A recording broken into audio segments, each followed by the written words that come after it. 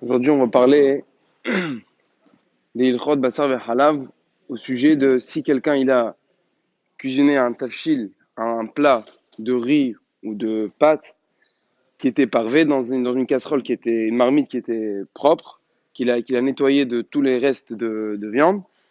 Et donc le plat il est parvé, le riz ou les pâtes sont parvées.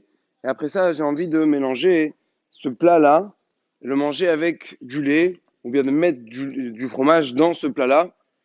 Est-ce qu'il y a un problème de Issour Bassar ve Halav? Alors, le principe, il s'appelle Noten Ta'am Bar Noten Ta'am de Tera. Ça veut dire que le goût, il est passé par deux étapes. Et comme ce goût-là, c'est quelque chose de permis, sans le mélange, donc on pourra après le mélanger avec du lait. Ça veut dire que d'abord, la viande, elle a donné du goût à la marmite. Et après, cette marmite-là, elle a donné du goût au plat, comme ça passe par deux étapes, une fois que ça a déjà été cuisiné, ce plat de riz ou de pâtes, ils ont déjà été cuisinés, je pourrais le mélanger avec du lait, puisque comme on a dit, ça s'appelle noten ta'am bar noten ta'am d'etera. Maintenant, il y a une marloquette à poskim. Est-ce que depuis le début, j'ai le droit de faire ça? Est-ce que, sachant que moi, je compte manger des pommes de terre avec du fromage, est-ce que j'ai le droit de prendre cette marmite-là, cuisiner mes pommes de terre, pour après la mélanger avec du fromage? D'après Darat, Rabbi Ovadia Yosef, on permet de faire ça même la khatrila.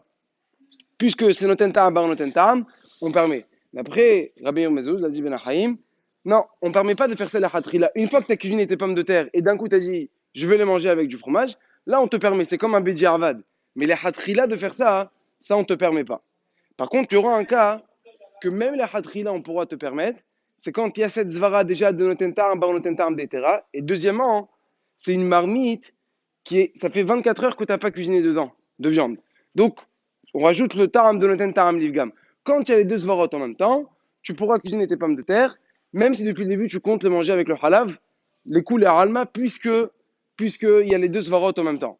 Maintenant, le Ben Ishraï, il dit que même dans ça, marmir tabar la bracha, de ne pas faire ça la hatrila, d'avoir une marmite qui est à part, comme ça, tu es sûr d'être yotse aliba des coups, les alma. Maintenant, tout ce qu'on a dit, c'est seulement quand on est sûr que la marmite et la casserole sont complètement propres, on a complètement nettoyé bien, qu'il ne reste plus rien dedans.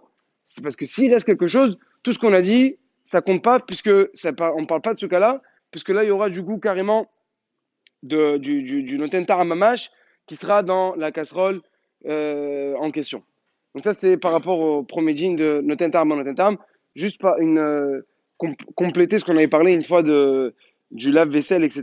Il fallait juste préciser que quand on met notre vaisselle, il faut être sûr que le système est fait, que d'abord il y a le liquide vaisselle qui rentre dans tous les assiettes, etc. Et qu'après ça, l'eau, elle vient. Comme ça, c'est pour game. Mais si c'est à l'envers, d'abord qu'il y a l'eau et après le lave-vaisselle va venir, le liquide vaisselle va venir, là, c'est pas bon. Pourquoi? Parce qu'il y aura d'abord un mélange des restes du bassar avec le halav.